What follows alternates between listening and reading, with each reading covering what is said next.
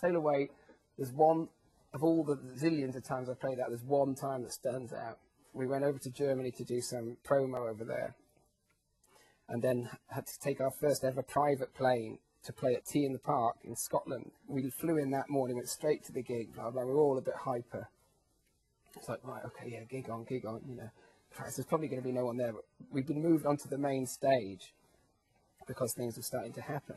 We were standing at the side of the stage thinking we'd be playing to like one man and his dog, and we actually watched them open the gates of the festival, and these hordes of Scots people with all kinds of strange banners and, you know, ginger wigs on, charging across the field towards us in an alarming fashion. And I thought there must be like a hot dog stall or the McEwen's beer tent, like happy hour, just on the other side of the stage. But they were actually coming to see us. So as we went into our first number, I just remember they were like people up on each other's shoulders, and it was all this stuff, Sail Away. It was like, we were all just looking at each other going, oh my God.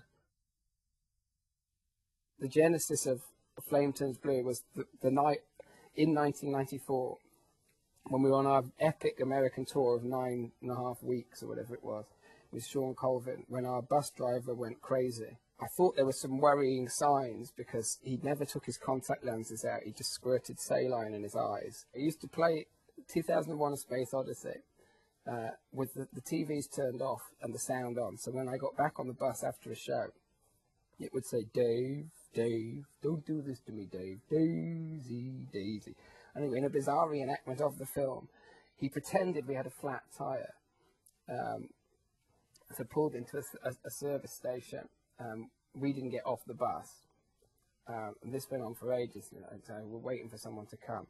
And then he went round the back and he said, there's a problem with the electrics, I think it's going to blow. And then it sort of disappeared off the bus again, and the next thing, boom, everything went out. And we were literally in the middle of nowhere. So eventually, one by one, we got off the bus. And when the last person stood on the tarmac, he sort of rushed back on, fired it up, and just disappeared down the highway with all our equipment and everything on it.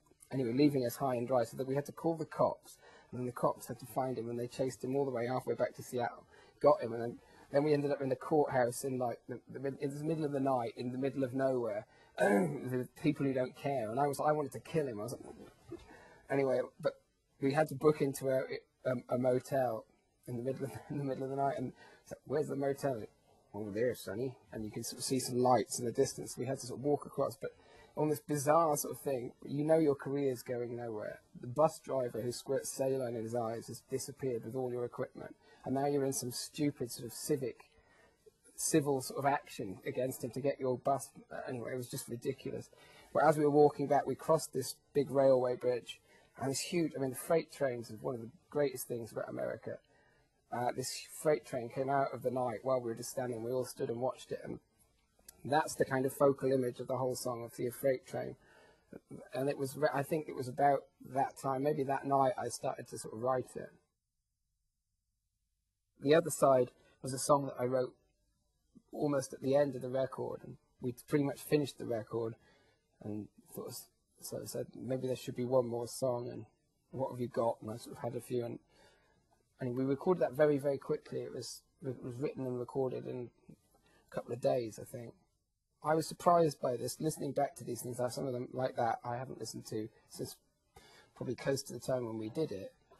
I was surprised. I quite enjoyed it, actually. The vocals quite good. I mean, I was full of emotion, and everyone wanted some sort of pop-tastic follow-up to White Ladder. The world was your oyster, but I didn't quite manage to do that. But still, there's some merit to some of the things that were done. I think this one's sort of sincere enough. That's a song that's been around for quite a long time, but the title had bad timing. It was born at the very end of the last album, like when it was too late to get involved, and we sort of half-hearted attempt at doing it, and maybe had one more attempt and then we went a bit off the rails and tried it in a completely different way. So we lost the plot with it, and then just had a list of songs that we needed for this record, and that was one, and it came out okay, so we did it. I really like the piano line in it. It's almost like the payoff of that song is the instrumental section, which I love. but listening through to the compilation, the 14 tracks, I didn't have any moments of sort of total horror. That's good, obviously, but I was expecting some. It's interesting when you look back over such a long period of time at yourself as a musician, you lose the sort of piss and vinegar and the kind of abrasive quality, which is, I don't know, there's something exciting about that. But you gain a sort of knowledge and sophistication that's useful in other ways. So you know more how to get a good result and how to basically lay back more, just lay back and listening to the thing it's like listening through to the 14 tracks. I can hear all the little bits of knowledge being accumulated and sort of coming together.